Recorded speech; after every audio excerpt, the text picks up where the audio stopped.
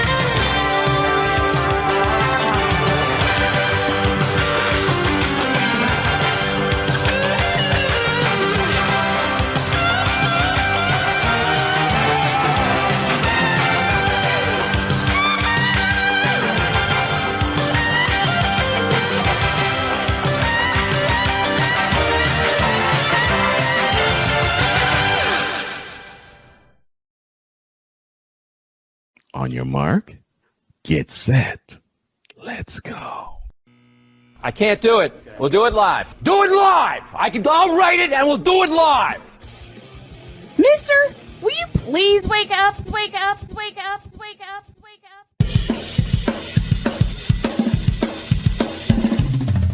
Good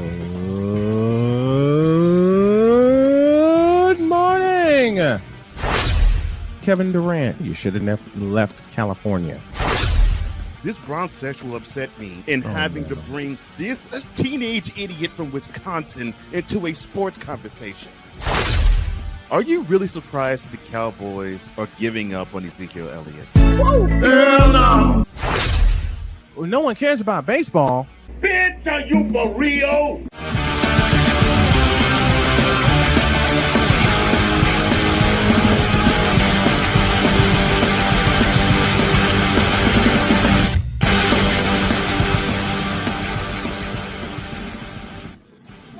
Yeah. It is Wednesday. We are rolling right along. I'm on location, and I said I wouldn't be, but today felt kind of good. Today felt kind of good to give it a whirl, and then write down any improvements I need to make, which I did Monday. But away we go on this Chicken Wang Wednesday. Good morning. Welcome to the Wacky Chicken Wang Bronze-Sexual Wednesday edition of Snowman in the Morning. Glad to have y'all with us as I come to you live from Columbus, Indiana. And this morning, where's my cup? We are powered by Starbucks. And also we are powered by Invader Coffee. And thank you, Ryan McCarthy, for that recommendation. Thank you to Invader Coffee. Thank you to Monkey Knife Fight. And thank you to SeatGeek for being affiliate sponsors of this program. Salute to y'all. And I got to give a big hearty thank you to my wife, Jody, who is allowing me to chase my dreams. In fact, she told me as such. She told me, if you want to get a job, you can, but I'm perfectly content with you building your show and building your empire. Like, baby, that's all I need to hear. And with that thought in mind, now that I got to let me thank a couple of other people. Let me thank Aaron, one of the folks in charge here at this Starbucks here in Columbus, Indiana, who gave me a thumbs up and said, look, go ahead and do your show here. We have fun when you're here. All right, that out of the way. How about the whip around presented by Fanatics?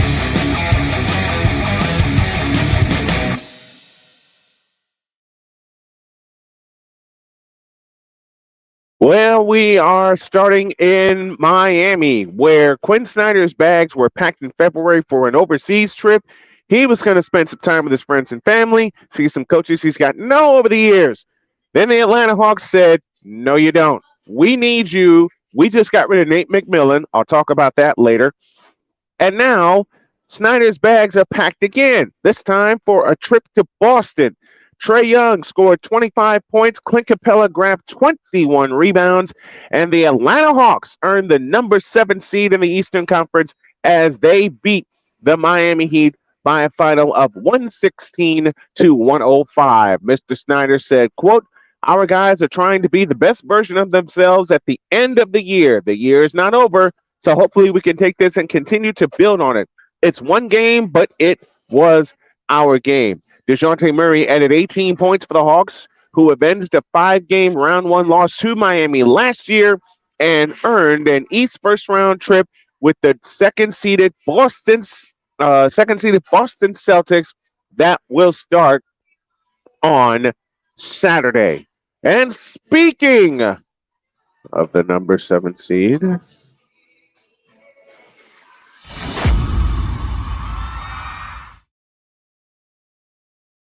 Los Angeles Lakers were on their way out of the play-in, but somehow miraculously rallied and beat the Minnesota Timberwolves in overtime. That final 108 to 102 in front of a very raucous crowd at the Staples Center. I'm sorry, at Crypto.com Arena.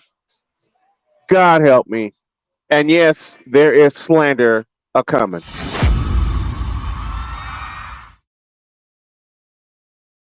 Speaking of LeBron and chasing ghosts, there is one ghost he will chase that he will never catch. And it's this. According to USA Today, Michael Jordan sneakers from The Last Dance, a pair of autographed sneakers that MJ wore in Game 2 of the 1998 NBA Finals in his Last Dance season, sold for a record, y'all ready for this number? $2.238 million at an auction.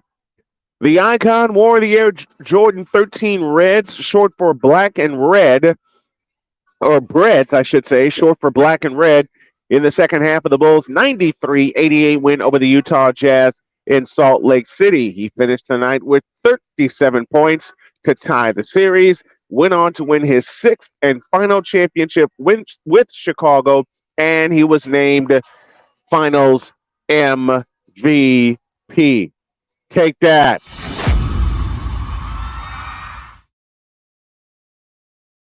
The baseball diamond, the San Francisco Giants got a pair of home runs, one from Brandon Crawford, and they shut out the Los Angeles Dodgers by a final of 5-0. This avenged the 9-1 loss that they suffered at the hands of those hated Dodgers on Monday on a game that I partially streamed doing my play-by-play, and I plan to do more of it, but I'm going to do it from home in studio, looking at different games, and I will give y'all more on that.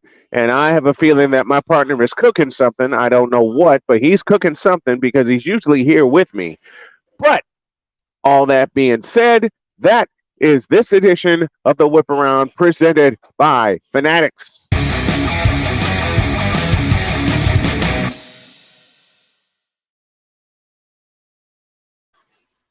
And speaking of Fanatics, later today, the Fanatics page on snowmanmultimediasports.com will be active.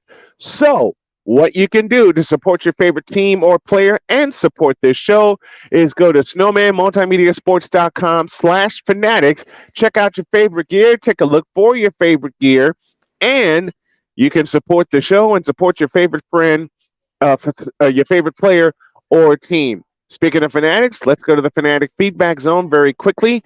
Victor Locke joining us from Chicago says, unfortunately, I couldn't say that to the Lakers. You lose. I wanted to say that, but can't do it. They won last night.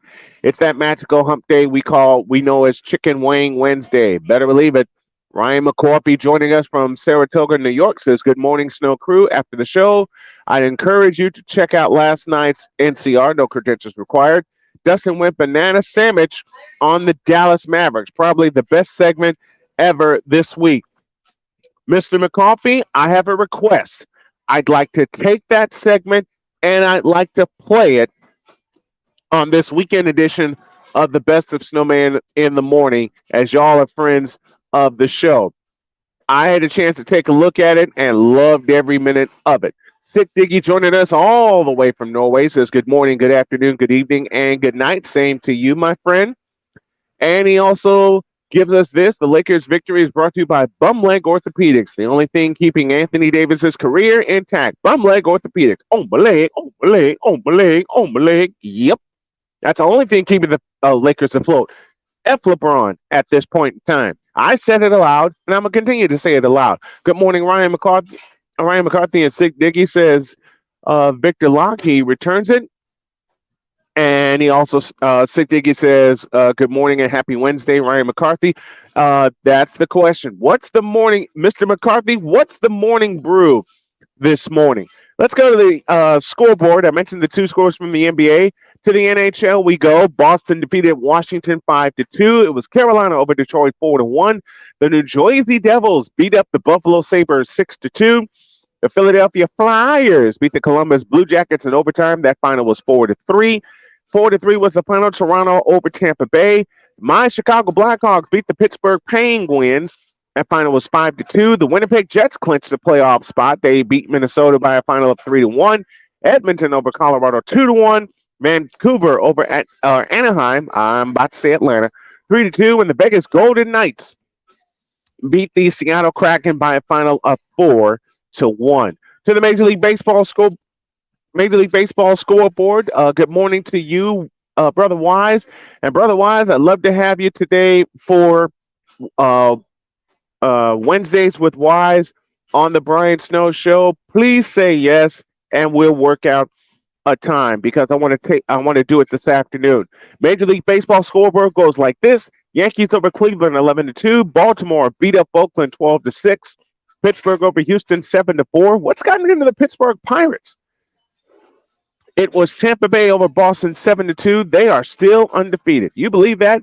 Miami over Philadelphia, that final 8-4. Blue Jays beat Toronto up in Canada 9-2 was the final there.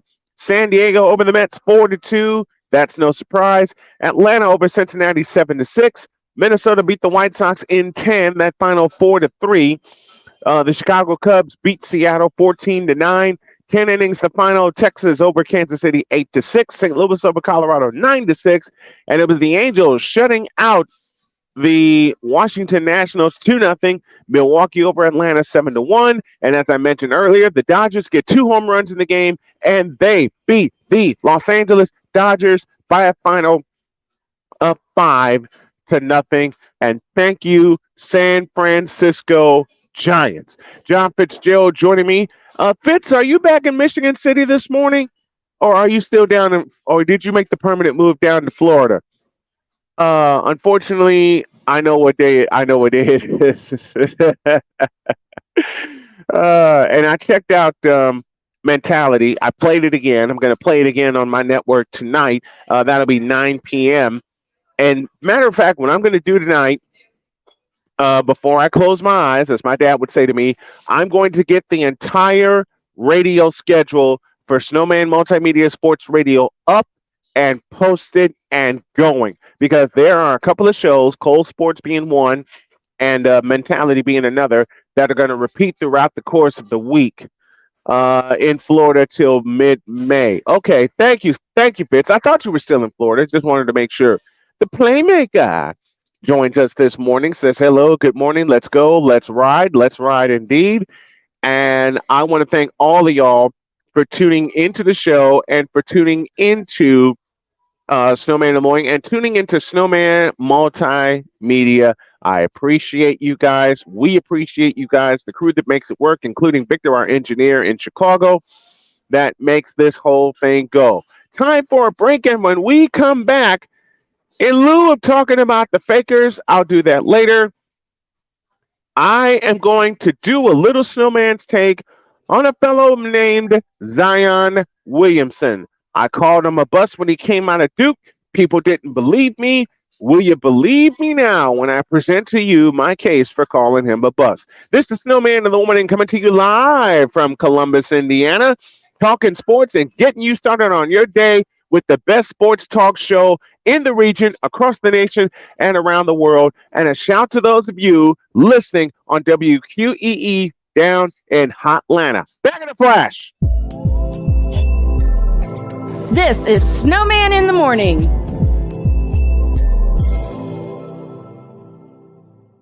There's a 100% chance of a laugh thunderstorm. Four men with different viewpoints take a movie, show, or documentary and review it uncensored, unfiltered, uncompromised, with no holds barred. Join BS3, Wilkes, King Doc, and H-Rap B as they take on Hollywood their own way. BS3 Network proudly presents The Forecast, where H-Rap B always predicts, if I owe you something, I ain't got it.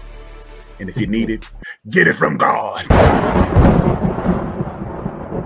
live every Monday at 8:30 p.m. Central. Check your local listings for your viewing and listening pleasure.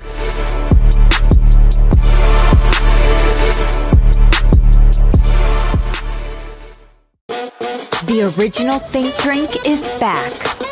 Level up with proven ingredients formulated to crush your competition. No gimmicks, no jitters, no messing around. Just high-potency results that keep you moving day or night. There's a new nerd in town, and we came to play. Nerd Focus. Smarter than energy. Are you waking up in the morning with a sore jaw, headaches, maybe even ringing in your ears, all because you're grinding and clenching your teeth at night? That's exactly what was going on with me. That's when I found this, the Brux Night Guard. Now, the Brux Night Guard redirects the bite force away from the back teeth, reducing jaw pain while still protecting the teeth. This unique design is what makes Brux Night Guard different from all other traditional grind guards. Go to BruxNightGuard.com and order yours today. SeatGeek is the ticketing app for fans like the High Five Strangers guy. Game-winning interception. First down. Just a nice, solid tackle. If you're in arm's length, you will be swapping skin with this extrovert. You see, he knows SeatGeek got him a great deal on tickets, so he can focus on what he does best, smacking palms. SeatGeek handles the tickets to sports, concerts, and more, so fans can fan. Here's an important message from the Diabetes Solution Center. Do you like pricking your fingers to test your blood sugar levels? No one does, but it's important to maintain your health. And now, by wearing a small remote device called a continuous glucose monitor, or CGM, you don't need to prick your fingers anymore. It's easy to use and helps you make more accurate diabetes treatment decisions. If you are testing your blood sugar 3 or more times daily, injecting insulin, or using an insulin pump, call the Diabetes Solution Center right now. And if you have Medicare or most major insurance coverage, you may be able to get a new CGM at little to no out-of-pocket cost. Shipping is free, and we'll even bill your insurance company for you. If you are testing your blood sugar 3 or more times daily, injecting insulin, or using an insulin pump, call the Diabetes Solution Center right now to learn how to end the painful finger sticks and get your own continuous glucose monitor, or CGM, at little to no out-of-pocket cost. 'Cause we take this job. This is Snowman in the Morning.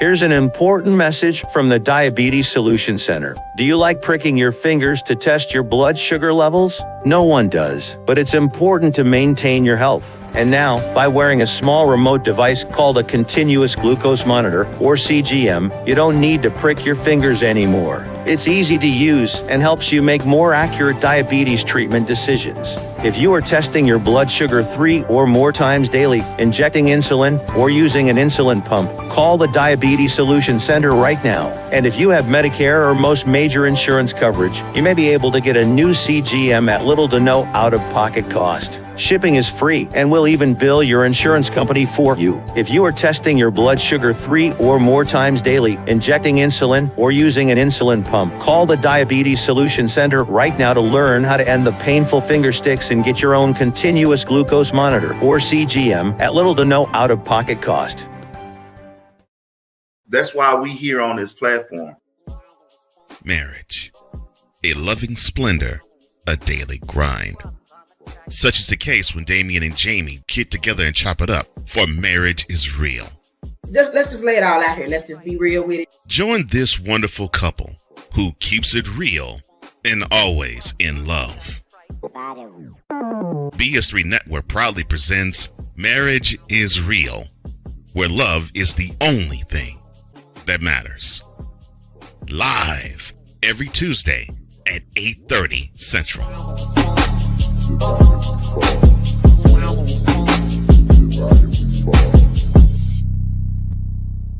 Oh, and Jamie has something to say. Deuces and trays. SeatGeek is the ticketing app for fans like the high fives. Cause we take this job so serious. What in the all types of blue hell? Yes, it's Snowman in the Morning with Cole Johnson.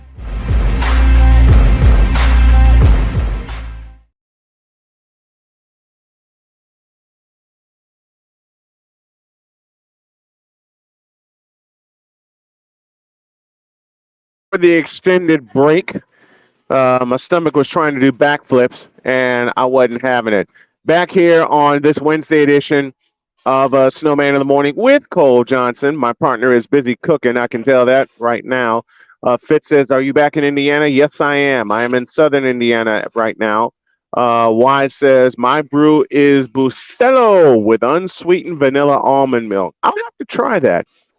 I will have to try that. And a shout to BS3 for giving me the opportunity. A shout to BS3 also for giving me the opportunity to present this show to you and to anchor that station, be one of the anchors for WQEE as well as KSRN in Phoenix, Arizona. This is the day I promised myself I would get everything together.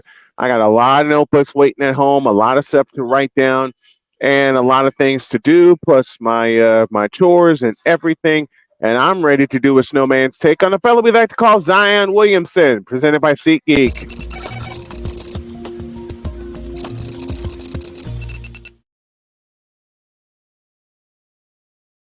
All right, here it is. Zion Williamson is a colossal bust. And I'm saying it with a straight face. Zion Williamson is a colossal bust. Is he as bad as Ben Simmons? No, because Zion Williamson could actually play when he's able to play. Therein lies the problem. When he is able to play. And when he has been able to play, he's been one of the best in the business. Let me give him credit. Unfortunately, that's where the credit ends. Because he hasn't been on the floor, and part of it is because of his weight. Now, with the credit that I gave him for being a good player when he's on the floor, I know people are going to come after me and say, "Why are you saying Zion Williamson's a colossal bust?" Well, it's a pretty simple principle with me. Your best ability is availability. It's something I've had to deal with and something I've had to come to terms with, and it's something that I've had to live by since I became a sportscaster. It's true. Your best ability is availability. And Zion Williamson's not available. Matter of fact, I'm under the contention that Zion Williamson's playing out of position. They are putting the onus on him to be in the pivot when, simply put, he can't contend with folks in the pivot with him. He just can't. I mean, him guarding Nikola Jokic? Man, Jokic ate him for lunch and spat him out at dinner. Zion Williamson does not have the specific skills to play center. Okay? Let me say it again. Zion Williamson does not have the specific skills to play center, and the biggest problem I have with Zion Williamson is something I've had to fight for years, so I know what the young man is going through. His weight. And I know Playmaker's going to give me crap for this, but what signaled to me the end of Zion Williamson was before he even got on an NBA floor. And it occurred at Cameron Indoor Stadium, Duke University, against their hated rivals in the North Carolina Tar Heels when 36 seconds into the game, he busted out of his shoe. And he hasn't been the same since. And now he's dealing with multiple foot problems, multiple knee problems. You have to wonder if taking off the weight will be an answer. You have to wonder what will be the answer to get Zion back on the floor and change my mind. Now, I know players can change my mind, my initial thoughts about them. It's been done over and over and over again. I don't think it'll happen with Zion Williamson. I didn't think he was ready coming into the league, and he sure as hell ain't ready now. Find the damn lie. Zion Williamson is done, finished, finito, ustalata. And I made up that word on the fly. He's done. He's done. And if you even think Zion Williamson can come all the way back from this, you are sadly mistaken. Now, I hate to throw so much heat at Zion Williamson. I hate to throw this much heat at him, but I'm looking at facts, man. And the facts are these. Zion Williamson has missed 3 times more games than he has played. And you got the big man out there. I know big men shoot threes all the time. I know this. I absolutely know this. But you got big man shooting. You got this big man shooting threes and then trying to guard and then trying to guard the best center in the game and Nikola Jokic in the post. All Nikola Jokic has to do is run him over and get to the basket. That's a 40-point, 20 rebound night every night. Now, I really hope, I do, all right? I sincerely hope that he finds an answer because he's too young for me to call a colossal bust and to call finish. Okay? He's absolutely too young for that. But at this point in time, and times can change, I know that. Times can change, and they can change very quickly. I know this. I'm just trusting my eyes and trusting what I see. I'm just trusting what I've seen so far from Zion Williamson. And Zion Williamson, to me, at this point in time, is done. Is absolutely done. I made a comparison for Zion Williamson because there were a couple of games that I watched in full of him, A, with Duke University, and B, with the New Orleans Pelicans. He couldn't get back down the floor. New Orleans loves to push the pace and run the floor. And he couldn't get back down the floor and set up shop. Which to me draws a comparison to one Hashim Thabit from Connecticut. Y'all remember him? I think he wore number 34 at UConn. I mean, to start the game, he was great. Flying up and down the floor with no problem. I mean, he was absolutely great. But as time rolled on and the game rolled on, and they depended on this 7'3" monster to deliver in the post on defense and the same on offense, he would just get beaten down the floor. He would just get beaten down the floor, and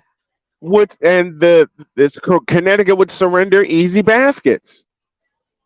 By the time Hashim Thabit does get down the floor, he's taking the ball out of bounds, and they're inbounding, and they're off and running again. And then UConn has to basically play 4-on-5 for a good 10 minutes. That is what I am seeing so far with Zion Williamson. He wasn't ready when he came out of Duke, and he's not ready now. Which begs the question, and Sick Diggy just posed it, does he even care about playing basketball anymore? Does he even care about his body? Does he even care about getting and being in the best shape? Does he? I don't know if he does. I don't know if he does. And I really don't think that he does either. The same could be said for quite a few players.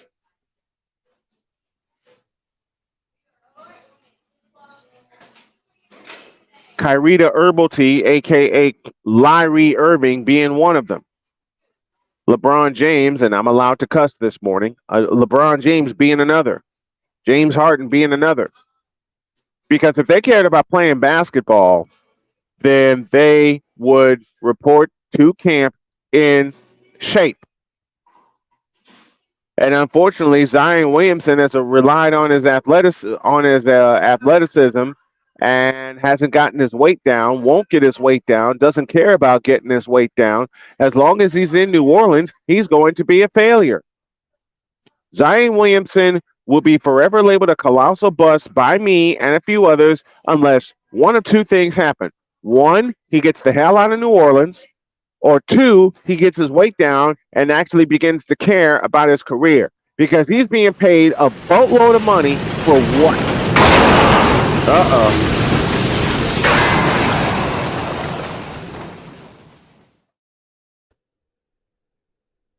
Good morning. Cole Johnson, a.k.a. that man we call Cole Sports. Good morning to you, sir. Good morning. It's so wonderful to join the broadcast, and I get to see this once again.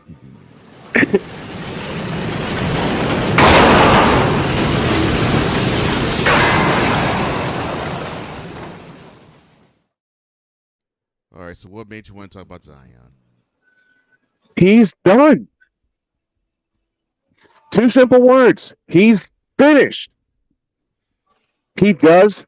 I'm going off of what I see, but he purely does not care about basketball. He doesn't care. He does not. Your volume got to come up a little bit, partner. He does not care about his body, and he doesn't care about his game. Because if he cared about his game, he wouldn't be playing center. At worst, he'd be playing power forward. If he got his weight down, he could be a hell of a small forward. If he got his weight down, he'd be a hell of a small forward. And he would actually bring to a team, because it sure as hell ain't New Orleans, he'd bring to a team what is necessary. Same with Kyrie Irving, same with LeBron James, same with James Harden, same with Ben Simmons, and quite a few others I can name. I see. You and I have talked about this before. Yes, we have. That's why I went off the board and spoke of this, because it was weighing on me, no pun intended, and I wanted to get this out about him. Especially after I watched No Credentials Required last night, and I watched Dustin take Kyrie Irving to school and dust him and obliterate him. Now, this is kind of an obliteration, but this is also a message. Zion, get your weight down and get out of New Orleans so you can get that bust label off of you, because you don't deserve it. You really don't. You don't deserve it, but unfortunately, you're playing like it, you're acting like it, and your body just isn't responding. Period. I've seen it before, and I mentioned Hashim Thabit, the supposed star from Connecticut who couldn't get his weight down and couldn't get his endurance, because as I found out with my weight problems over the years, your weight affects your endurance. And when you're playing a game like basketball, your endurance will affect your knees and your feet. You played football. You know this to be true. You've coached basketball. Find the lie. Well, I mean, it's all about the fundamentals. Yep. I'm sorry. Did you say an F word? Yeah, yes, I cursed. Yeah, it's all about the fundamentals. Mm-hmm. And yeah, of course, the best ability is availability, obviously. Yes. But after that, you have to be about the fundamentals, because. I'm sorry. Did you say be about the fundamentals? Yes. Yeah, because after you have the fundamentals down, Mm-hmm. you can be more available. But if you rely on your athletic gifts and skills and talents only, LeBron James, James Harden, Kyrie Irving, then the chances of your not being Anthony available, to a point, Anthony Davis. yeah, the chances of your being available, it diminishes a bit. To a big point, Anthony Davis. Yeah. And I hate saying it about AD because, again, from Chicago, watched him play in Chicago, watched him play at Kentucky. Right. He needed another year at UK. Mm-hmm. He needed another year or two at UK. Now, he dominant in his freshman year at Kentucky? Yes, he was. Yes, he was. Unfortunately, even when you're dominant your freshman year, you could still use a little more fundamental. That's what college basketball is for, in my opinion. You could still use a little sharpening of your fundamentals. And the fundamentals Anthony Davis needed was his post game. He was a man among boys his freshman year, but then the boys grew up. Right.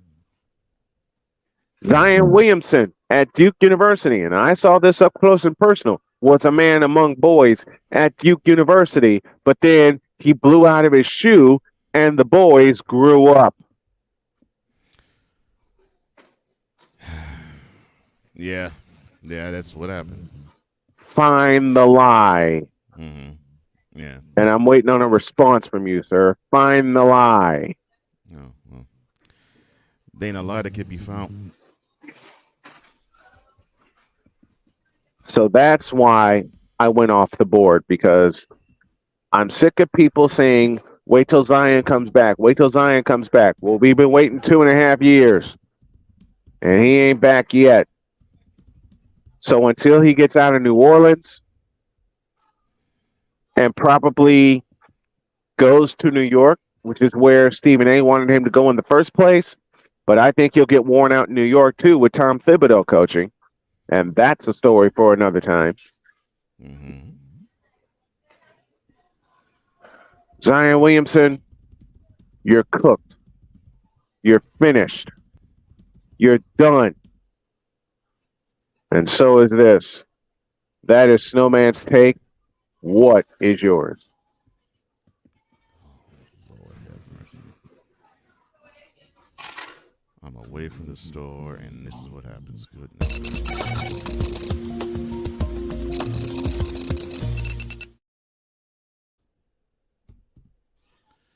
I figured you were cooking something. How you doing this morning, my friend? Well, unlike the volume, I'm doing great. Volume's better. Volume's better now. Okay.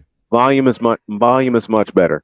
Yeah, but yeah, I'm doing good. I have no problems saying that because I'm still involved in a room where my former co-workers and manager reside, and so as you all know, my former manager is all about anything Pittsburgh in terms of professional sports. So she's dear God, a huge Pirates, even the Pirates. Yes, huge Pirates, huge Steelers, and huge Penguins fan. And I have a coworker Penguins who got beat last night by my Blackhawks 5-2. Thank you, Jonathan Taves. And so I have a coworker who is now a co-lead in another department that I work in now. He is a Capitals fan. And so I'm sorry. I know. And so this morning he said, quote, "Oh dear. Did my attempt to jinx the Penguins actually work?" Close quote. Considering what happened last night, yes. It worked, yes. And my former manager responded, quote, "Can someone tell him we are not on speaking terms?" Close quote. And this is what Cole has to deal with all day, folks. Yes, so all damn day. So this was hilarity. I loved it. I know. I know. All right, let's take a break. We'll come back. We'll talk more hockey. Can the Boston Bruins do this year what the Chicago Blackhawks did in 2013? That and a whole lot more as we steam toward hour two. This is Snowman in the Morning with Cole Johnson. We're back in a flash. Did he say steam?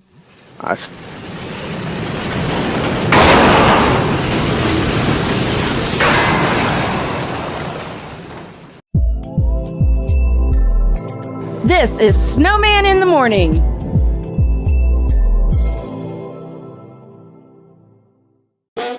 The original Think Drink is back.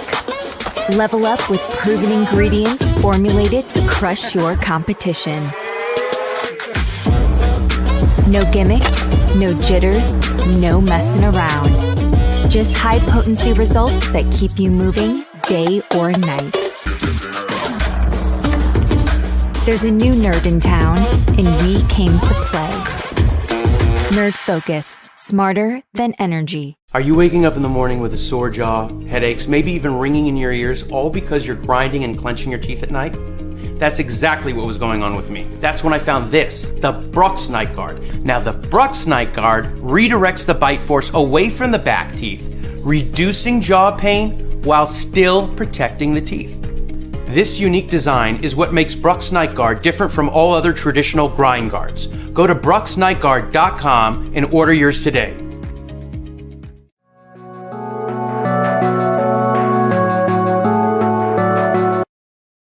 I want to do a TED Talk, but I don't have anything to talk about yet. I'm getting there. Life is for the living. We're not here that long. You can learn anything you want to learn without any money spent. What do I really enjoy? What do I really want out of life? I am your host, W-I-Z-E. Are you in a life-holding pattern? Well, this is for you. Welcome to the Stuck in My Mind podcast.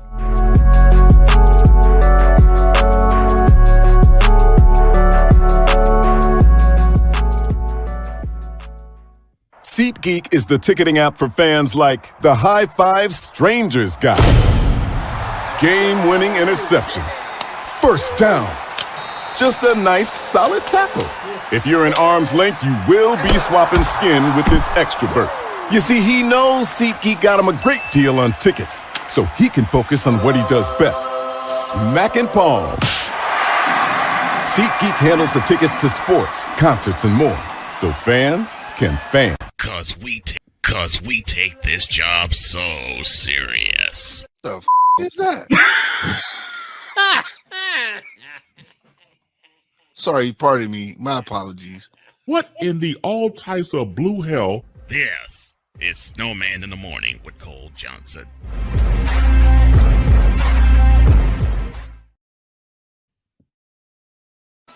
What in the all types of blue hell was that? That's a real and again, folks, that happened live. And I went back and watched that episode, and my wife heard it. Mm-hmm. And she looked at me and she goes, "Did he actually say?" "Yes, honey. She did. He actually said that live on the air." She walked out laughing. She gave me one of those, "Okay," and walked out laughing. That is interesting. Okay.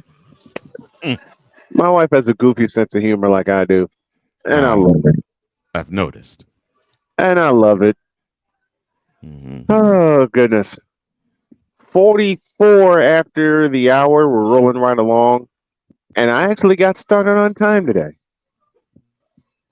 Got set up, checked the sounds, went through all of my sound checks. Let me send a shout to Shavarius Ward of the 49ers for his little daughter, Amani, who went through open heart surgery and is now in recovery. So applause to you, Amani, for being a fighter. And applause to you, Shavarius Ward, for that update. All right, let's talk a little NHL. And yes, we talk hockey on this program. The Boston Bruins. What?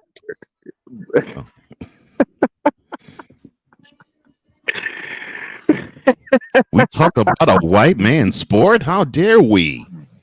Just a minute. I got it. I got to do it. And I know Ryan's going to get a kick out of this. I do I have the sound? I don't. Um, yeah, we actually talk hockey on this program. Oh, they're gonna get roasted. Go ahead. Who are we roasting? Miami Heat. Yes, but we'll take care of them. You know what? We Do throw it now. Do it now. do it now. All right, all Fry right, their, fry their asses right all now. right. We'll do the Boston Bruins before we go to hour two. Definitely. Fry But them up. but Fry the 'em up. Miami Heat, you need to sit down.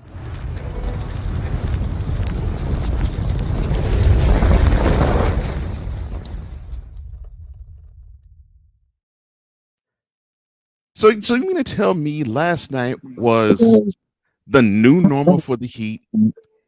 How is it that you had home court advantage against a team that you had your way with this regular season and you summarily dismissed in 5 games last season in the first round of the NBA playoffs, not a year ago?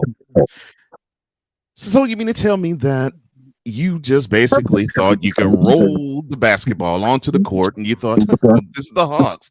They're Trey Young and a couple of Clint Capella dunks and maybe DeJounte Murray if he cares to show up, and that's it. Is that what you all thought? Really? Because you all acted as though you did not want to be there. And yes, I'm calling you out, Jimmy Butler. Yes, I'm calling you out, Tyler Hero. And yes, I'm not so much calling out Bam Adebayo because he actually looked like he wanted to be there. But the rest of the Heat, no. How can you dominate a team so thoroughly, but you allow the bench to beat you? Allow the Heat, you allow the Hawks bench to beat you senseless. It was as if you were, I hate to say it like this, it was as if you were a grandma on the street and a thug just came up and just beat the tar out of you. That is how the Heat bench was being outplayed by the Hawks bench. Ouch. Oh, and then we're not going to talk about the rebounding, are we? Because it was like, oh, the rebounding's optional. They got murdered on the boards. You almost got doubled in being out rebounded. And the offensive boards, forget it. No boxing out. No shutting down to one shot, and you had the opportunity to do it because Trey Young was being Trey Young, meaning he gave you just a sprinkle of brilliance, and he gave you a sprinkle of gaffes. Yet you allowed the sprinkling of gaffes not affect you because, or not affect them because.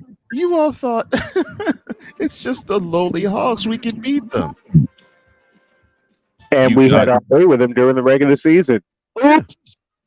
You didn't lose against them the regular season. You only lost one game in the first round last year when you were the number one seed in the East. So you figured this should be a piece of cake.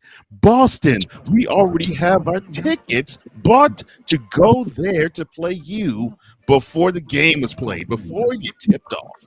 Kind of like the Cowboys and Redskins in the 82 NFC Championship game, where the Cowboys came in with that much confidence into RFK Stadium, punching their tickets to Pasadena. What happened? So this is why I have always said that you can be all cute with your offense. You can have you can be all perimeter sweet. But if you're not willing to roll up your sleeves, get gritty in the post, and just elbow suckers out the way, you're not willing to do the dirty work. You're not willing to be man enough to say, I want this more. You're going to get run over. And one of my favorite big men, stretch big man, Bill Laimbeer, who actually rebounded the ball. Dennis Rodman rebounded the ball. James Buddha Edwards actually got dirty and rebounded the ball. And James Edwards had a jump shot from 15 feet. Let's see. What other forwards could rebound? Larry Bird did. James Worthy did. Scottie Pippen was the quintessential point forward. And oh, by the way, to a couple of trolls that you and I both know very well, a couple of stretch forwards that Cole and I have talked about that actually got dirty and rebounded the ball very well. Both wore Seattle green. One of them you brought to me, Mr. Jack Sigma, who actually had a jump shot. And the second I brought to you in exchange, his name is Tom Chambers. Continue cooking. So this is what happens when you think you can just simply walk onto the court, trace onto the court, and just do your normal. You just go through the motions. You had your wonderful nap. You had the meal to give you that boost. You had the shake to give you that boost. You drove to the arena. You had shoot around. You had to talk with Eric Spoelstra, the head coach of the Heat, and you thought that you could just simply walk out there at 7:00 last night, and all you had to do is just tip the ball off, and you're off to Boston. But you had to take a double digit.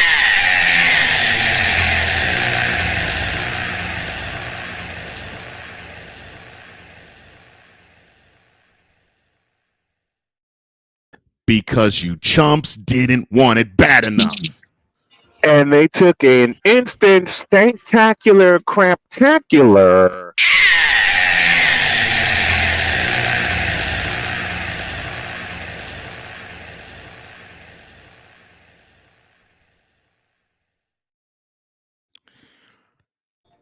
Now you have another opportunity to do this again. So Friday night, when you get back onto the court and you play either the Bulls or the Raptors, don't act as though you can roll the ball into the court and feel as though you can beat either one, because this time you can't pre-arrange buying a ticket to Milwaukee, not Boston this time. Because if you pull the same performance that you did last night, you're going to take another stanktacular craptacular, well-deserved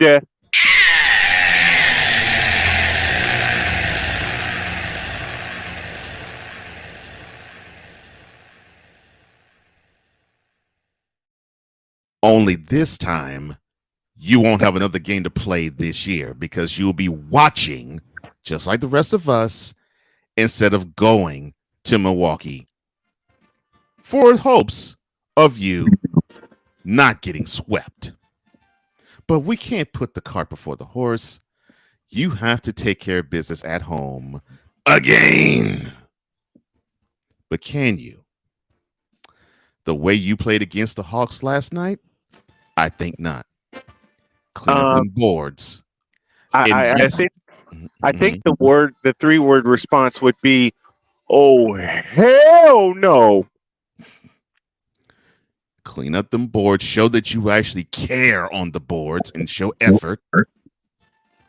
Don't have the game rest in the arms and the legs and the minds of Vitaly Hero, Bam Adebayo, and Jimmy Butler. This has to be a team effort. Did you just cuss? I know. I know. Again, I said fundamentals earlier this hour. Now I'm saying team. It has to be a team effort. The team has to give a crap in order to advance. But I don't think the team has to give a crap to not play like crap. Oh, did I say that aloud? But I don't think you really care. Your actions last night prove it. So you're going to get up from this seat and you're going to put forth a better performance at home the next time you play versus what you did last night. Because in my estimation, you don't belong in the playoffs with that performance. Because yes, if you do that again, you're going to wonder why you went from the number 1 seed in the East last year to not making the playoffs this year. And all you have to do is go back to yesterday's game, because it showed that you all as a squad have no balls. Get out of my seat.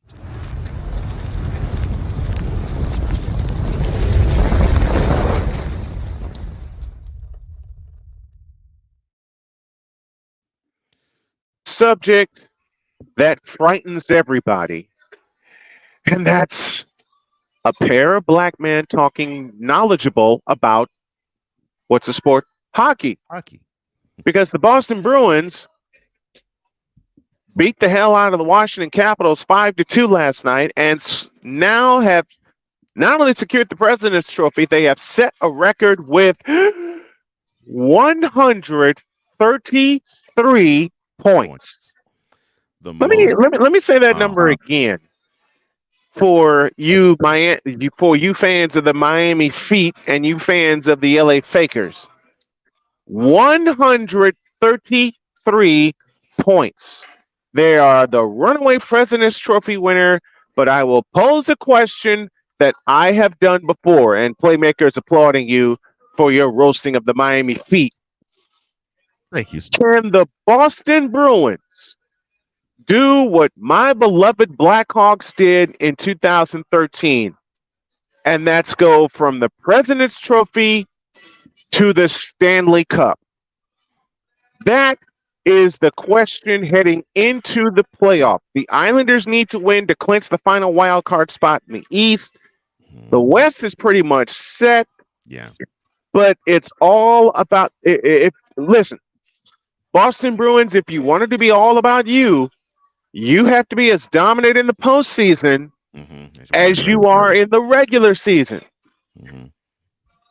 And I know there are going to be a couple series where you're going to struggle because, again, going back to 2013, the Blackhawks won the President's Trophy in a shortened season. And they struggled with the Detroit Red Wings. But then again, in the playoffs, the Detroit Red Wings always gave us hell. Going back to 1992, rather. But the Blackhawks rallied from a 3-1 deficit and won Game 7 in overtime in the United Center with 22,000 people at the top of their lungs. I was one of them. And the church said amen when the winning goal was scored in overtime. And the final of that game, 2-1 Blackhawks. Now the feat that the Bruins put forth, it was the previous mark was 132 points by the 1977 Canadiens. So this record has been up for 46 years. So now, Habs. Oh, Habs. I'm sorry. Yes. I'm sorry. Yeah, right at the tail end when they were dominant. But yes, but now, and I know that makes a lot of old school Bruins fans happy, considering they broke a Montreal record. Yep. Yep. And before you go any further, congrats to the Winnipeg Jets clinching the final playoff spot in the Western Conference. From returning to Winnipeg to being in the playoffs.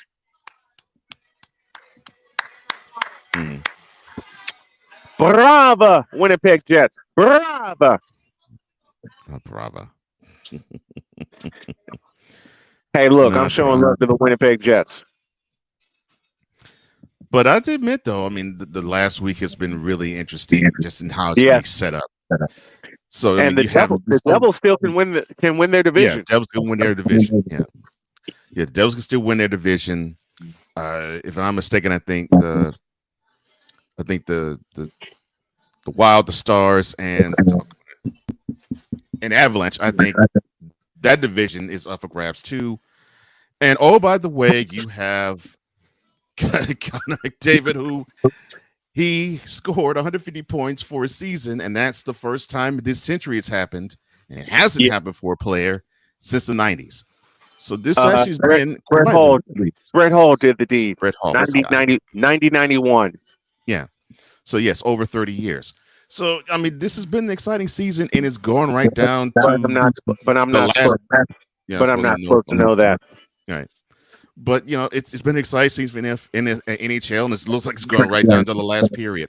Yep, the We'll get to Metropolitan Division is up for grabs. Carolina with 111 points, New Jersey with 110.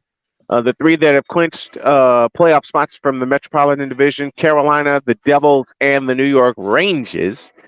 The Atlanta Division, it's all about Boston. But these are the four teams that are in the Atlantic Division: Boston, Tampa Bay, Florida, and if you can believe it, the Toronto Maple Leafs. What? Yeah. Yeah, with that horrid start they had, it's amazing that they actually have a chance to sneak in. But to the West, to the Central Division in the Western Conference, four teams that have clinched are Colorado, Dallas, Minnesota, and Winnipeg. And that Central Division is up for grabs. Colorado leads Dallas by a point, 105 to 104. Minnesota with 102 points coming into this final week. Vegas, Edmonton, Los Angeles, and Seattle all with over 100 points or over. Vegas is 2 up on Edmonton and 7 up on the Kings, 9 up on Seattle. And let me show some love for the Seattle Kraken in their second year. Gosh, yes, 100 points. Yes, they're in the playoffs. And they're in the playoffs, which means the old Seattle Center Coliseum is going to shake. All right, it's going to shake. And man, we got much love for the Seattle Kraken. Okay, now if we can bring the Seattle Supersonics back to Seattle, blow up the old Coliseum, take a year, play in Tacoma while they build the new Coliseum, I'd be happy. And I don't want the Oklahoma City Thunder to go back to Seattle like I originally said. I two things: dismantle the Oklahoma City Thunder, take the Seattle history of that team, send it back to Seattle. You build a new Seattle Supersonics, and you tell the Thunder we are erasing your history. But then again, that's just one man's opinion. I could be wrong. But what do I know? Right? What do I know? Vegas is on top of the Western Conference. Edmonton, Colorado, Dallas, Los Angeles, Minnesota, and Seattle, 2 through 7, all with 100 points or more. All with 100 points or more. Can you believe that? And Winnipeg sitting at 95. They clinched the last spot in the Western Conference. The last spot in the East is up for grabs with the Islanders, Pittsburgh, and Buffalo, 8 through 10, competing for that final spot. The Islanders need to win, and they will clinch that last spot. That's our hockey talk for this morning. It's abbreviated. We may extend it tomorrow, but we're not supposed to know about hockey. How many times have we been told that? Oh yes, yeah. And the fact that we do, it means it's blasphemous. Why is it blasphemous that we actually know hockey? Yeah, it's because we're only supposed to talk about basketball and football. I've been a fan. Listen, I've been a fan of hockey since the 80s, since the Edmonton Oilers dynasty. And that was on the tail end of the Islanders dynasty. Because remember, the Islanders won 4 in a row. Yeah. I went to the Devils game last night. What a fun time. Franchise records were set or tied. How is the Prudential? Yo, Andrew, how is the Prudential Center? Here's the funny thing about that, Andrew. The season that the Devils and Hurricanes have had, and most of the seasons, we'd be saying, wow, this is stellar. And actually, this is the race we're going to be focused on. We hope we see this in the playoffs matching up in the Eastern Conference. But the Bruins just dominate the season to the point where it's like, okay, well, yeah, 110 and 111 points, that's cool. But the Bruins 133, have 133 points. Yeah. Mm-hmm. But most of the seasons, people will be talking about how well the Devils and the Hurricanes played this year. You know, it's wild. One morning, I heard my parents listening to WIND, and that's how, as strange as it sounds, that's how I got hooked on Jim Durham calling Bulls games and Pat Foley calling Blackhawks games, because they would play highlights from both. That's For me, that is how it got started. And then hearing Tommy Edwards and Larry Lujak do Animal Stories. Tommy Edwards, of course, the Hall of Fame PA announcer for the Chicago Bulls. That's how I got started. For me, that's how it got started. Yeah, unfortunately, hockey in the South, and I think I saw a Ryan comment that mentioned it. So me, one Atlanta Thrasher fan, is still upset they left town a second time. Yeah, because they were the Atlanta Flames back in 1980, right? And then they left, right? Yeah, and they became Calgary. Became the Calgary Flames. Yeah. Damn. I know. And Atlanta Gary had Bettman, an NHL team, and they've left twice. Yes. and Gary Bettman wanted hockey in Atlanta so badly that he pushed the Flames. He pushed the Jets, I believe, to move to Atlanta. They became the Atlanta Thrashers, and except for one season, they sucked. They were horrible. Yeah, they were horrible. They were horrible. Sucked. They were horrible. And they were horrible. Atlantans knew they were horrible and did not show up. And didn't go. And did not go to Phillips. They did not go to Phillips Arena. Even in their in the 1 year where they actually, God help me, made the playoff. Even in that 1 year they actually made the playoff. They sucked. Yeah. And they didn't. I don't believe there was a season where they sold out all of their games at Phillips Arena, now known as State Farm Arena, but I don't think there was a season they completely sold out Phillips Arena. Yeah. There was not a season where they sold out Phillips Arena, and fans in Atlanta were happy with the Falcons, the Braves, and the Hawks. But then the Thrashers show up, and it's like, huh? What? Yeah. Mm-hmm. Who the hell are these guys? They showed up to one game, and that was their opener at Phillips Arena. And they saw the brand of hockey that was going to be played in Atlanta. This is how apathetic Atlanta fans were to the Thrashers. They showed up to the season opener, sold the place out, 18,000 plus. They saw the brand of hockey that was going to be played because the Thrashers got thrashed in their own building, and they said, screw this, I ain't going back. A correction, and thank you, Ryan, for this. The OG Winnipeg Jets went to Phoenix, became the Coyotes. The Thrashers were an expansion franchise, but Bettman is still trying to fix the problems in the desert. Why?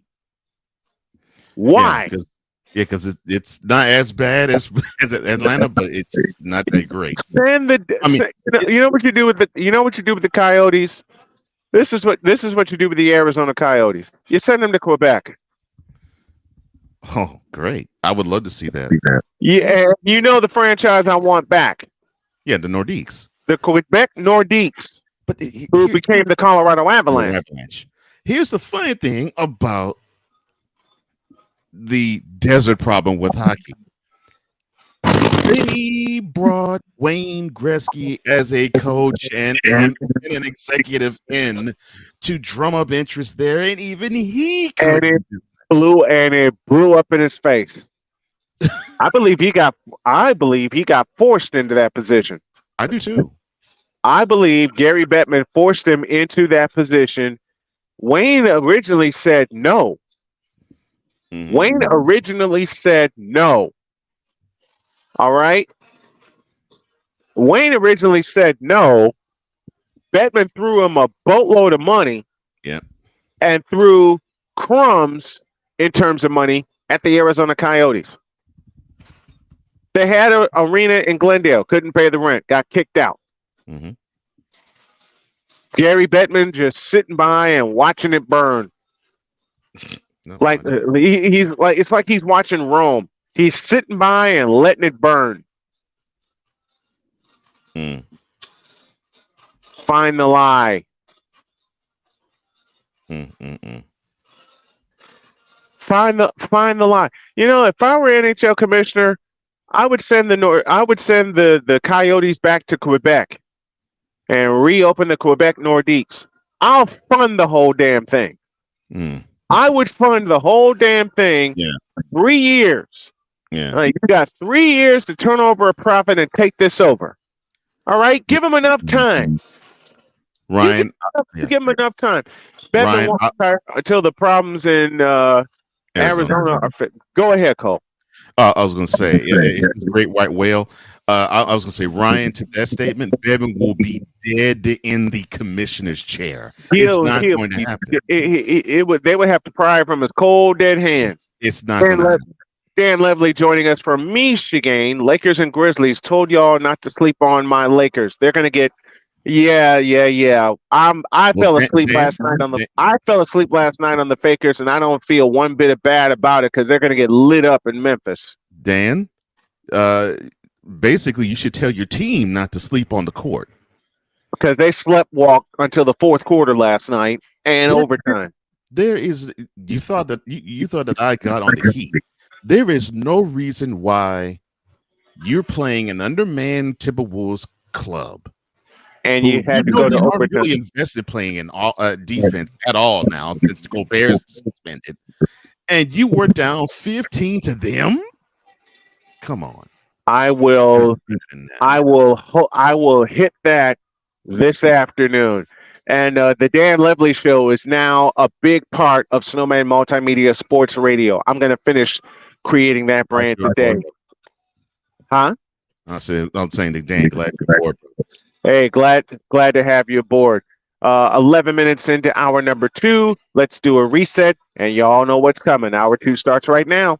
Time for hour 2 of this spectacular. Ryan McCoffey now joins us this morning. That's what you need to do to beat Josh Allen. You need to make him uncomfortable. Hour 2, time for some Spivey notes. And here's Jay. Well, I know he's only in his 3rd year, but they're just wasting Justin Herbert. Hour 2, the hardest working content creator I know, the playmaker. Hey, LeBron James, the greatest scorer of all time. Hey. Hour 2, the one, the only Christopher Dietz. They rewarded Ohio State for not playing, and they punished USC for playing. Hour 2, Sam Shady. Oh man, it's been a roller coaster ride if you were a Philadelphia Stars fan. Hour 2, that's Big Ben, the man in charge of the BS3 network. And if I see Kurt 2 Chainz Cousins out. Hour 2, Chris Bay's joining us. Oh my God, this game. Oh, way to go, Sammy. Hour 2, YSL.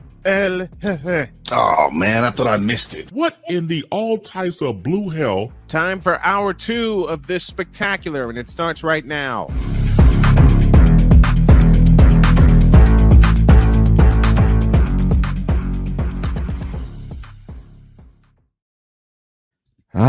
It's hour number 2 of Snowman with Cole Where did Johnson. you find that beat? I gotta have it now. Where did you find that beat, man? I gotta have it. That's gotta be one of my working beats when I'm in my office, doing editing and stuff. Mm-hmm. Let me shout WIRU out of Chicago, tuning into Snowman in the Morning, WQEE in Atlanta, and KSRN in Phoenix, Arizona. Just 3 of the stations syndicating this great show, and there's a couple in Canada I'm looking at also. So we are getting out there. It's been a process and a half. Let me shout out Don Schaefer down in Atlanta, helping us hit the Atlanta market. Ryan O'Neill from WQEE, thank you for picking up the show, for picking up both shows. This afternoon, programming note, this afternoon on the Brian Snow Show, 2 p.m., I will welcome Mike Debate as we talk all things NFL draft, and I'm going to fry the Los Angeles Fakers to open the show. So y'all stay tuned. 2 p.m. today. Now that it's Wednesday, can I get the Joy Juice thing? Can I get this? Let me get the Joy. Is brought to you by Bron Joy Juice. Bron Joy Juice, the ultimate joy juice of bronzexuals worldwide. Made with 100% organic seal milk. Suckers were drinking it. All right. On your mark, get set, and go! In a world where partial greatness is celebrated and total greatness is shunned, there stands to be a figure on the lips of those who love him and those who hate him. The inane comparisons to Michael Jordan and Kobe Bryant continue and has existed since 2003. There is no end in sight, for the battle between those who unconditionally love and unconditionally hate him wages on. These are their stories. Welcome to the Bronzexual Confessions.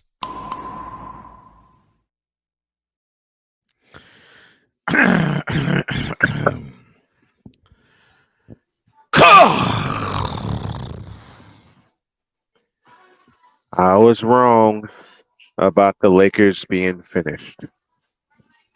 I am looking into this camera at Rob Johnson and all the other Faker fans. They are in the playoffs as the number 7 seed. I was wrong. What? Okay? I was wrong. What? I was wrong. Wow. I say it loudly and proudly. Well, I guess Bronzexuals will say. I was wrong. I guess Bronzexuals will say when it comes to prognostication, Snowman. You're fired. But I know that had to hurt. For that, yeah, it did. Only for a little bit, because I gladly did not watch the game last night because I didn't care. And I think the Lakers will get eliminated in 5 games. Now, with that apology out the way, dear God.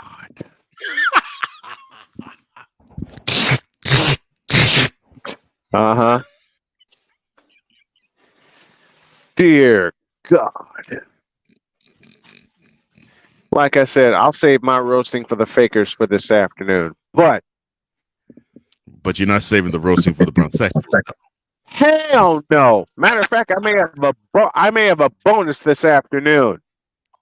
Because the Lakers are straight up trash.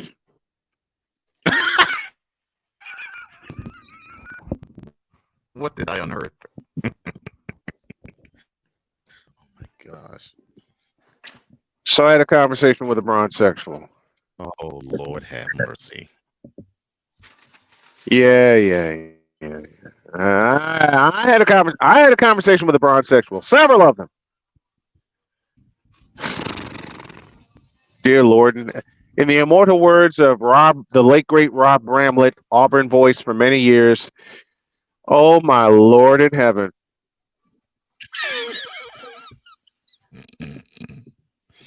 Oh my Lord in heaven. There's a fellow by the name of Alan Self, spelled ELPH, and I sent my executive producer. Oh Lord, that is what he sent you? Oh goodness gracious! I sent this to my wonderful executive producer because Alan Self's dumb blank bleep bleep said the following. Quote. Love him or not, comma, the work LeBron has put in to improve his 3-point shot is remarkable. Close quote. Before I respond to that, and now a selection from the Wonder Bread Choir entitled, You Trippin'. Goodness gracious.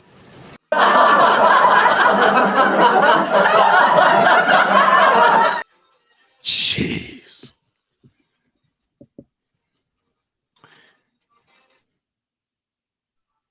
A response from my partner, which read as follows. Quote.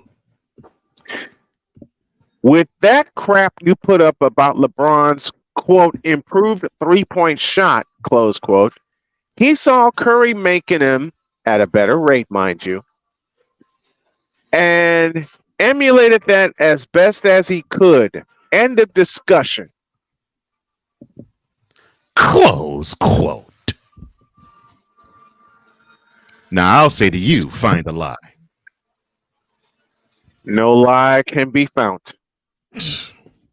And I will couple that with this evisceration of not only the bronzexual who said that stupidity, but LeBron himself. And before you do, let me get a drink. This coffee with McCarthy is sponsored by Steph Curry Cognac. One, and it's lights out. Please continue, sir. You were asked for that, and I love it.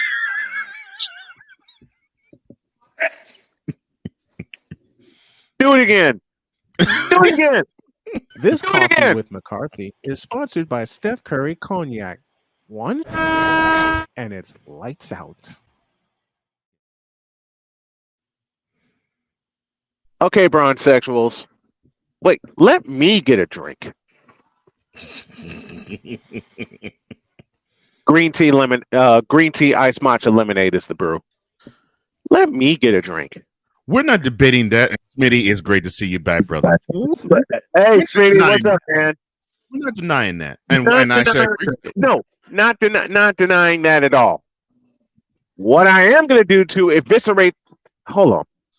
Let me read this stupidity. Let me read this stupidity again. Alan Self, and I'm throwing bronzexuals under the semi. Screw a butt. Throw them under the semi. I'm throwing them under a 20-ton semi. Lord. And I've ridden in a few of them. I have too. I've ridden in a few 20-ton semis. And anybody who's ridden in a semi or has driven a semi, you know, when you get pissed off, all you want to do is run them over. And I see someone with a Yankees hat in front of me. That's for later. Alan Self said, love you, wise. Quote. Love him or not, comma, the work LeBron has put in to improve his three-point shot is remarkable. Close quote. And by the way, Mr. Johnson, that statement ended with no punctuation. So you're right. It did. Correct. That should answer two key questions for you. Victor, that should answer two key questions for you too. Mm-hmm. Yes, it did. English. Do you speak? Being one of them. Go ahead, sir. Here is where I eviscerate that. Wardell Stephen Curry II. Alan, have you watched the game lately? Have you paid attention to the trends lately? Have you paid attention to the, oh my Lord in heaven, I'm going to cuss, evolution of the game?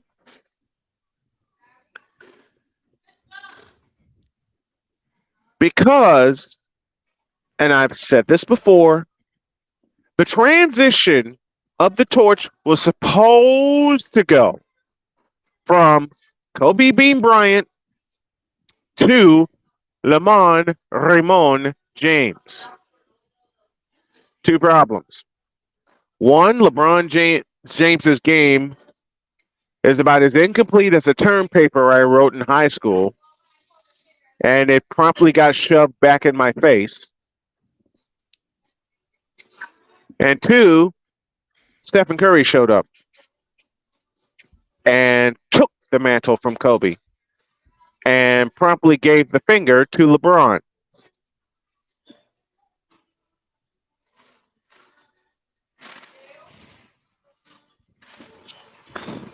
Oh, I'm sorry. Before you continue. Yes. I love you, playmaker. I do. However, I don't remember asking you a thing. I'm sorry. Go ahead, sir. Replay. I love you, playmaker, but that's a lie. Lie. LeBron hasn't improved anything in his game in 21 years. And Alan Self, that's for you too. What is the? Wait a minute. There's a clip I need you to get ready because I'm going to ask several questions here. Who actually believes that LeBron James improved his game?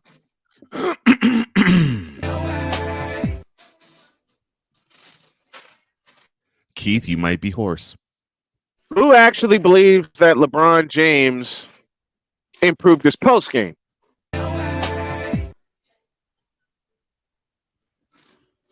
Who actually believes, and I'm talking to the folks of sound mind, body, and basketball thinking skill set. Sound mind and body. Thinking blank blank, do you do it? Who actually believes that LeBron Ramon James has done anything to leave an impact upon the NBA landscape?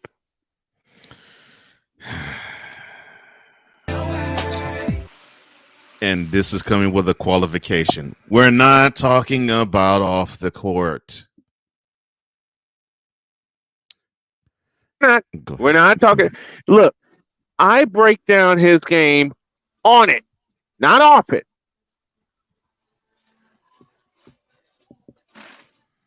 Now, in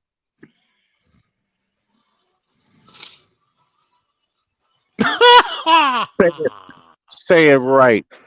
Razor Ramon, my ass. Wait a minute. Let me bring up one of LeBron's nemesis, Kawhi.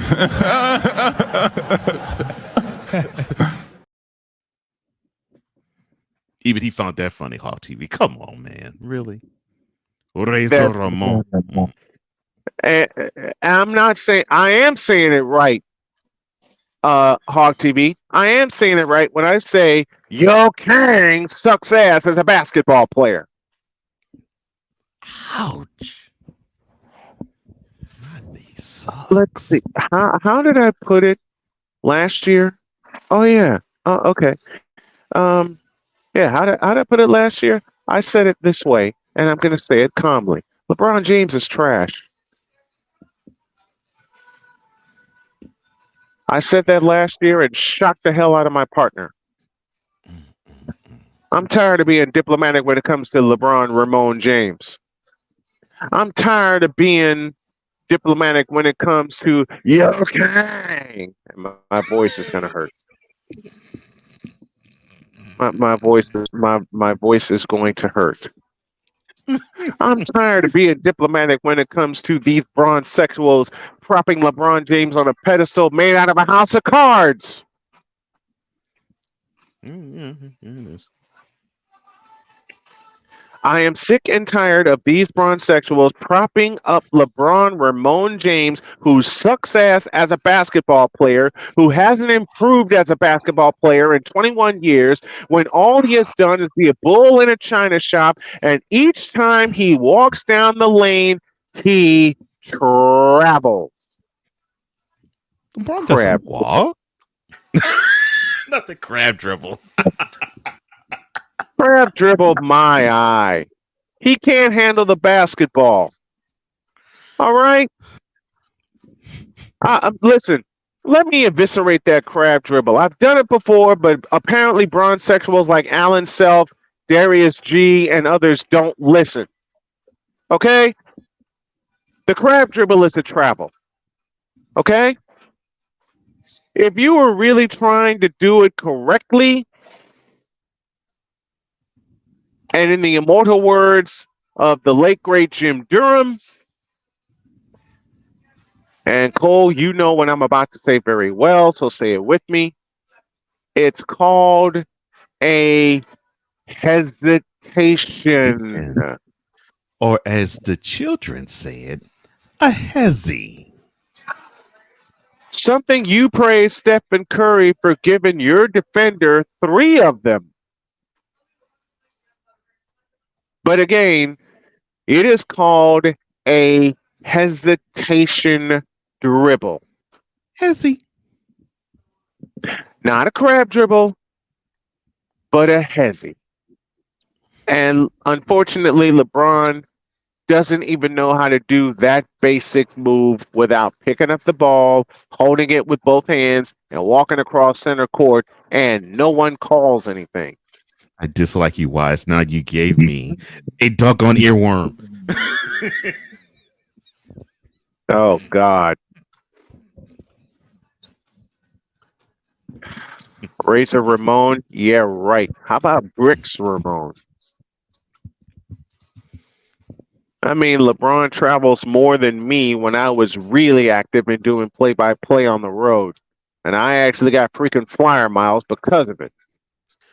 Oh, you mean? You mean to tell me that time when he was in Utah? Yep. He received the inbounds pass. Yep. He literally walked the ball from almost the baseline to past half court, then dribbled. Yep. And in didn't fact, get called for traveling. matter of fact, he didn't just walk; he double dribbled twice. Yeah, that's what I'm saying. Not only did he walk, he double dribbled, but didn't get called for either violation. He double dribbled twice. He walked.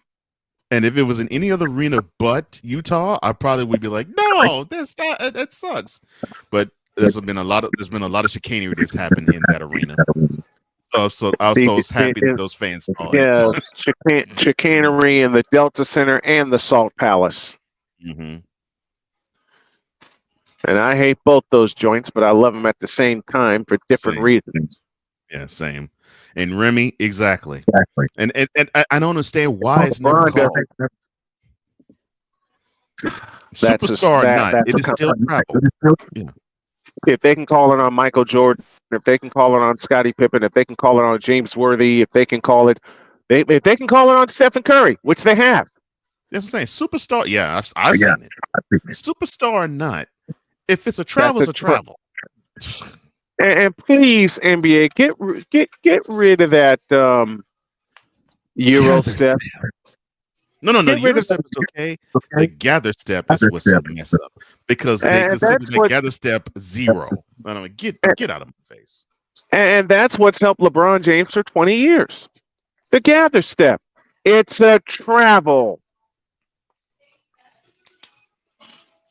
But yet I'm not supposed to know what the rules are, and I carry a rule book with me whenever I do a play-by-play assignment.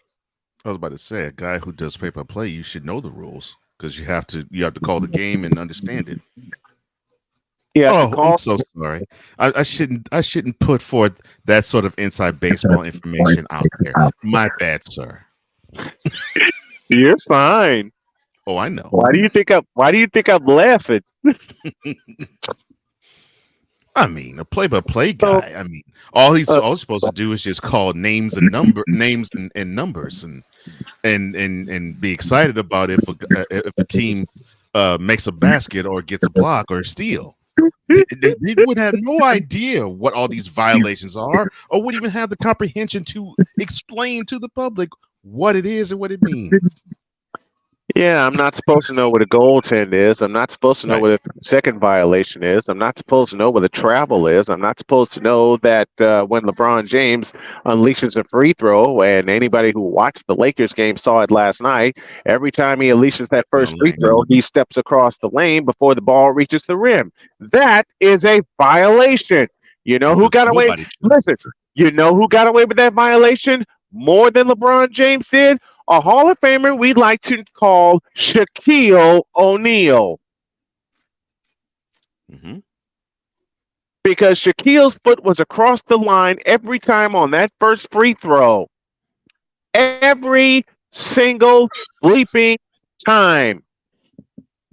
LeBron James does it. Oh, you wrong. These fans don't understand that. These fans don't understand that common sense. It's the truth. Remy. Remy is speaking nothing but facts here. Yeah, I can't debate that.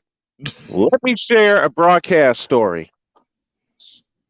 I was at Chicago State one year. Victor was with me, and we were playing North Carolina. They were playing North Carolina Central men's basketball. The step back jumper is very much legal because David Holston did it the entire game. There were fans behind me rooting for North Carolina Central that were calling for a travel with David Holston. At halftime, I put the headset down, went up to these fans, and explained to them what that step back was. Now, unlike Bronzexuals, which is where I tie this in, of course, they actually listened. Mm-hmm. And he probably understood. Yeah. Exactly. Mm-hmm. I said, you have to look at his feet. When he steps back, it's 2 steps, not 3. 1. Oh, yeah, not 3. Yeah. James Harden. Which is always 3 with him. Or 4 or 5. Most of the time it's 4, but that's a story for another time. Right. Reason why I know that is Curry one time demonstrated the exact same type of step back 3. Yep. And got called for traveling for it.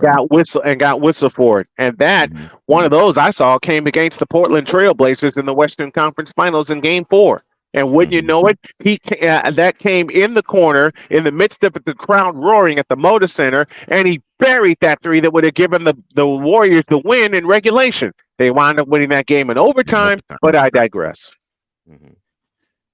When I explained to these fans what the step back involved and how many steps were involved, they looked at it critically and carefully.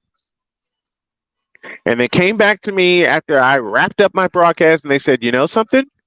You're right. We didn't see that he was only taking 2 steps behind the line after he gathered his dribble, which is what I explained to them. Because they were looking for the travel. They were looking at the feet, but they weren't looking at the dribble also. So when I went up and explained to them, you know, what the concept was, how it works, how the dribble works and everything, how he didn't palm the ball, step back and hit the jumper, they got it. They, dare I say, understood it. Dare I say, they apologized to me. They sat and watched me wrap up my program, and Chris Hooks, very dear friend of mine, he wrapped up his broadcast as well. And they were like, hey, we dig it. Thanks for giving us the perspective from a play-by-play standpoint. I said, no problem. I'm like, no problem, man. I'm always willing to talk basketball with folks that want to learn. Which brings me back to these stupid-ass Bronzexuals who don't want to learn. Oh, did I say that aloud? Oh. Well, you ain't lying, but yeah, that you did say that aloud. I did say that aloud? That these stupid Bronzexuals don't learn basketball, don't know basketball, don't care about basketball, and all they care about is their king putting up numbers. What have I said? The entirety that you've been my partner, Victor Locke, you've heard me say it. Folks that have been fans of the show for the past 9 years, they've heard me say it. The modern NBA fan change my. Let me get a drink. Thank you.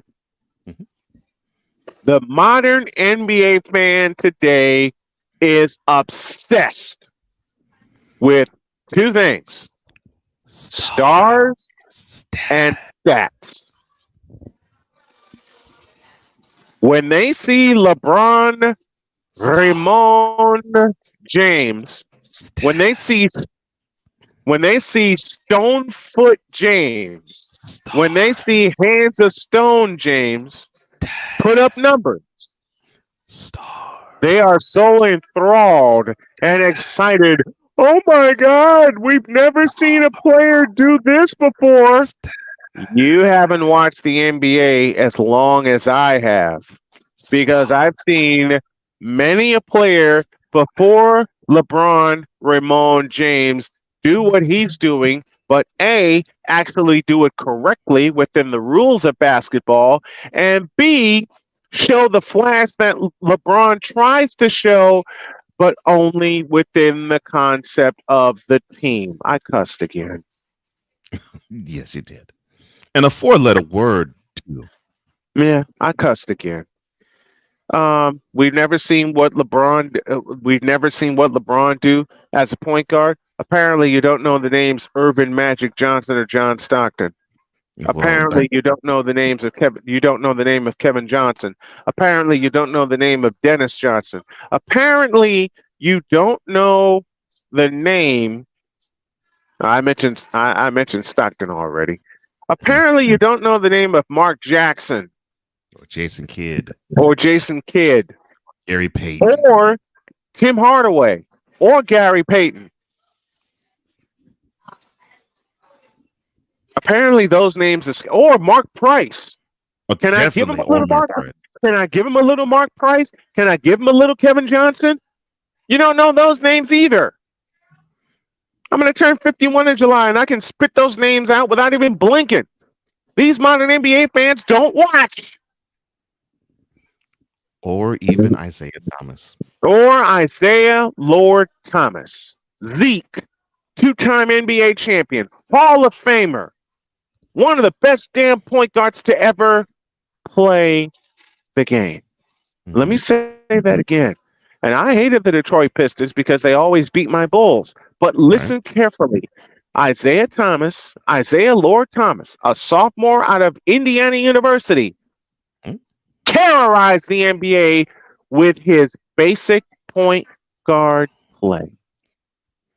And I say basic because he turned that basic point guard play into being one of the best point guards ever. I mean, how could he have not? The dude learned. I know he learned from others before he got to Indiana, but he learned under Bob Knight, who he was all about teaching fundamentals. Robert Montgomery Knight. So he took those. Who was a madman about fundamentals? You know, another madman who coached in the state of Indiana that was mad about fundamentals. His name is Gene Cady, a fellow I had a chance to chat basketball with right before I went on the air. Purdue legend, yeah. And that's before I did a game at Mackey Arena. A Purdue legend. You know who else was mad about fundamentals? Who was a madman about fundamentals? I'll give you two of my favorite coaches of all time. Lute Olson and Jerry Tarkanian. Yeah, I can name so much. I can name so many more. Matter of fact, give you two more. Roy Williams, Mike Krzyzewski. Definitely Krzyzewski. And the late, great Dean Smith. And yes. You want to know how Michael... You want to know how Michael Jordan got to be so obsessed with the fundamentals of the game, including defense, which LeBron does not play and hasn't played in 21 years? He worked at it. He worked at it. Kenny Smith said that. He worked at it. LeBron James has not worked on his game in 21 years, period. Alan Self, you can take that to the bank, take a look at his game. You can break it down 6 ways from Sunday. But if you watch the game carefully and you watch the game live, you know LeBron James has not worked on his game in 21 years. Why do I say 21 years? Because it was during his high school senior year where we've had LeBron James shoved down our throat and up our asses. 21 years of frivolity. 21 years of LeBron James being propped up when he had no business being propped up whatsoever. So that work you want to talk about on his three-point shot, shut it up. Because that three-point shot, and I shout out Victor Locke, a.k.a. Victor Locke, my best friend in Chicago. Because his jump shot looks like a chicken wing jump shot, and he doesn't have a correct form committed to memory. Why do you call it chicken wing, Victor? Oh my God! Take a look at his jump shot and find the lie. Take a look at his jump shot and find the lie that it looks like a chicken wing jump shot. And I'm talking about the chicken wing that doesn't get folded in place before you stick it in the oven. I'm talking about the kind of chicken wing that you find, Victor, this is for you, at Jewel Osco or any place that has heat lamps. Oh, look at him throwing the Chicago names out there. And that chicken wing has been sitting under a heat lamp for 20 days. And someone finally gets and someone finally gets the thing, puts a bite into it, and like Wile E. Coyote, they lose a tooth. Those kind of chicken wings. You know, the kind of chicken wings that have been under a heat lamp for 20 days, you bite into it and you think it's made out of clay or mud. Oh, not clay. Look at the cartoon short Guided Muscle and you'll see what I'm talking about. In short, LeBron James sucks as a basketball player.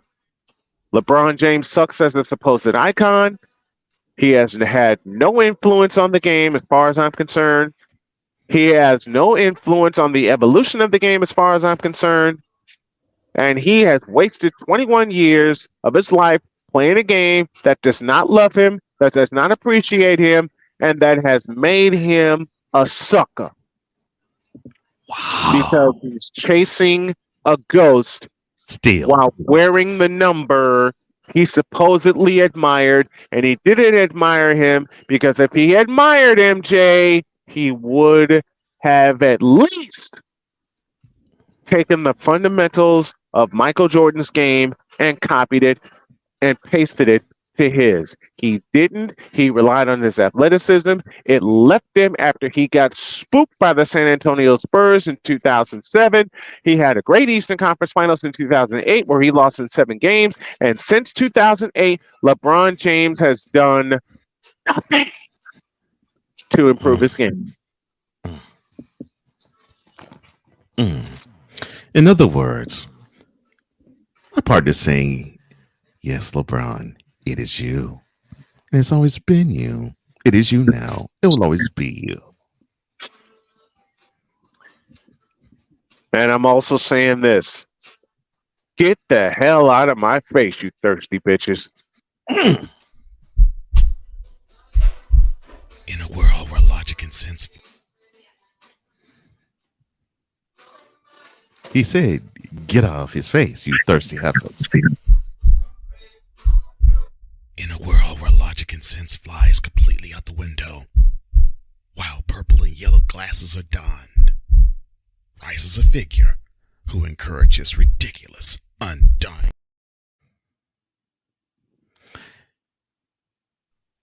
Hold up. In case you didn't hear what I said,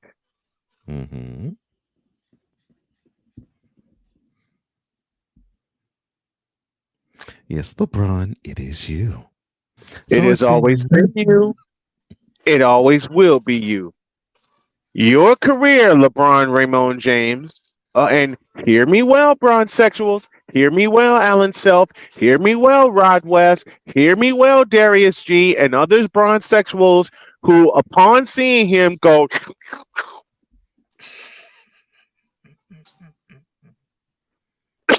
Excuse me.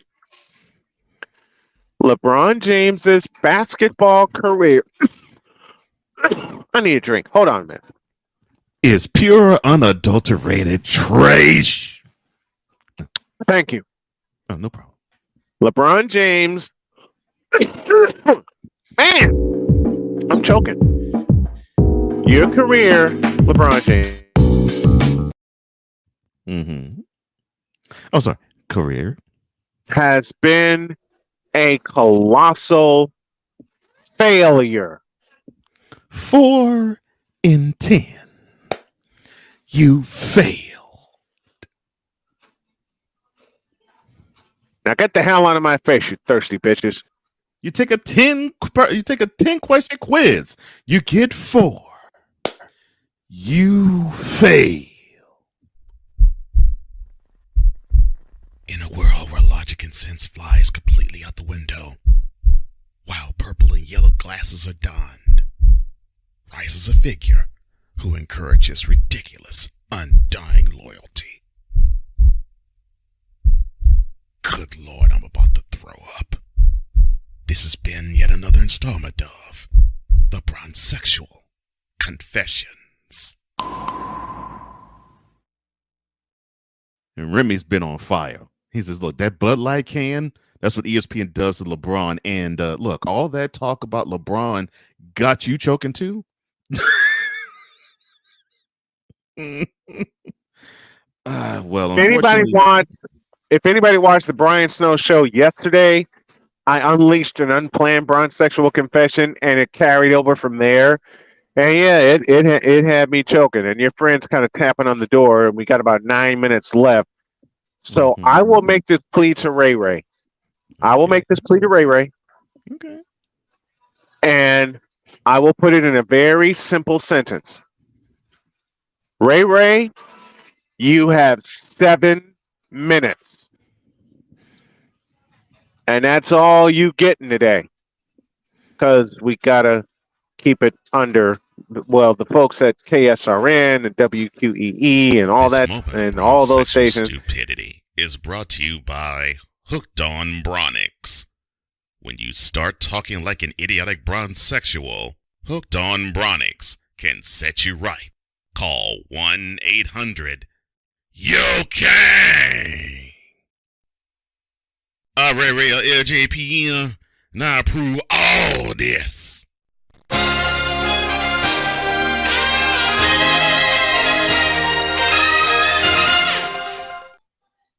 all you hater talking about the Lake ain't gonna make the playoff.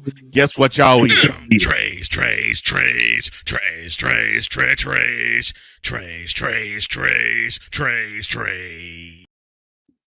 Snowman, Bron lover.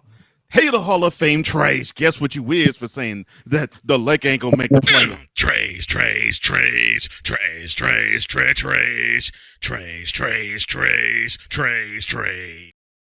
Fickler.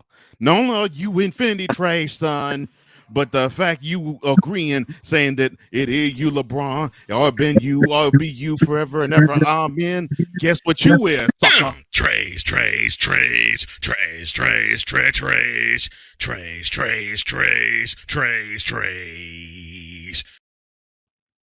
And all the conversation with Bron second, look, I don't care about that.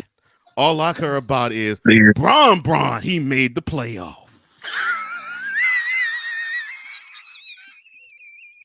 Bron made the playoff. He was big boy. Playoffs? What am I? Playoffs? You kidding me? Playoffs? He was getting his big boy on. 30 point, 10 rebounds himself. He was like, we getting the playoff. That's right, baby. That's right, baby. What am I? Playoffs? You kidding me? Playoffs? And now the Lakers got a favorable draw. Cause they gonna go. They're gonna go to Memphis. They're gonna beat around that dysfunctional team. The Gorilla. Then that's the Grizzlies, you dummy.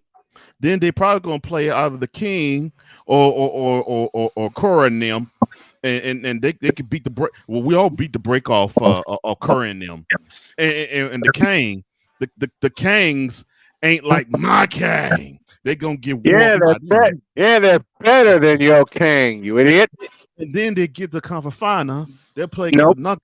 The Nugget don't know what to do. The Nugget just sits under stress. I mean, the Nugget ain't nothing. And then they get to the final. They're not getting to the finals. The draw breaking fold, the Lakers. All right,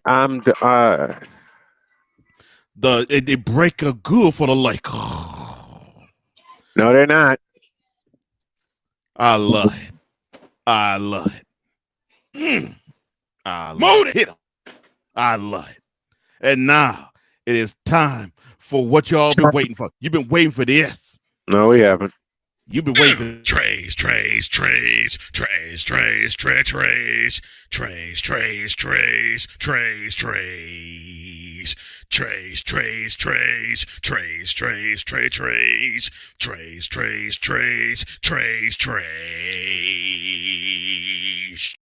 Hit him with it.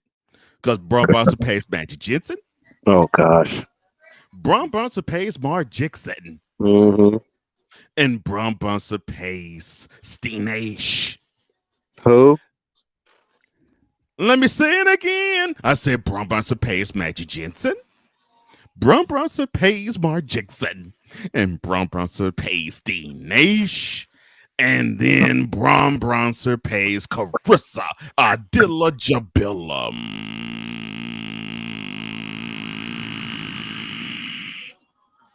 And now let's get to the trade lineup. Oh gosh.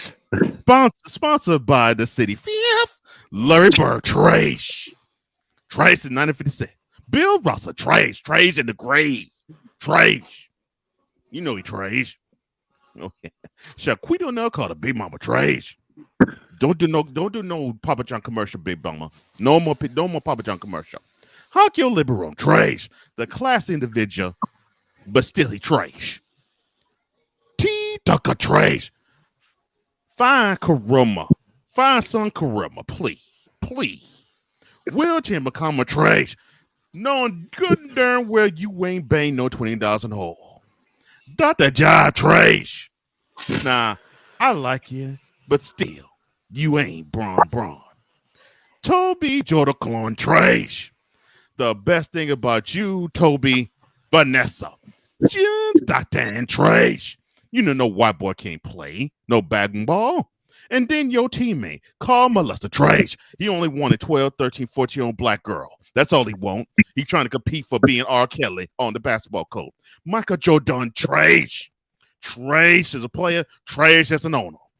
Kyrita Herbalty Trash. Congratulations. You ruined the Maverick. And you ruined the Nets before that. That Shadow Realm, thank you. Stephanie Curry Trash. He might be all right, but still, he ain't no Braun. Kevin Nappy Head Trash. More to the point that Nappy Head of yours is Trash. Nickelback, you're the kick Trash. You ain't gonna get that MVP. That going to Joel Embiid. Yanni Antetokounmpo Trash. When Brahma get a hold of you in the final, it ain't gonna happen for you, son. Jar Binks Trash. Get off the bottle, son. No Glocks.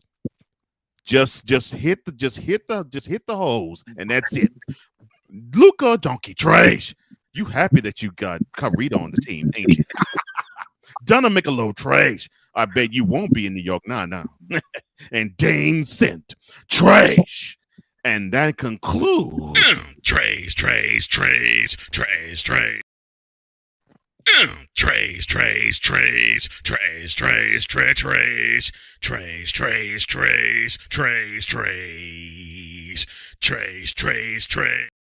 And one more thing. The Lakers make the playoffs. Hit it!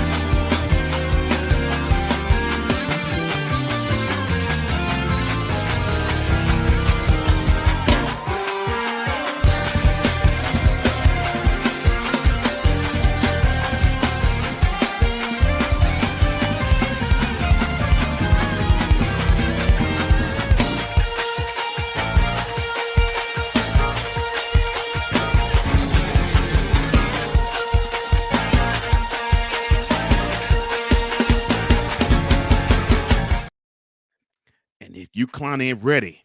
You got to go to a school that when y'all saying that Lake ain't gonna do nothing, that Braun ain't gonna do nothing, that my can't do nothing. Y'all need to go to this school. Enroll now. So I realized that I think even though it's not advertised, right, there has to be a place for stupid people. We don't know because we're not stupid, so we don't know anything about it. It's like a secret club society. Oh my gosh. So I come to the conclusion that he graduated from SU, stupid university. Yeah, and all the stupid ass letters that go along with graduating high honors of being stupid. I can't do no more, man. Vámonos, dominos, vámonos. Stupid university, where everyone graduates magna cum stupid.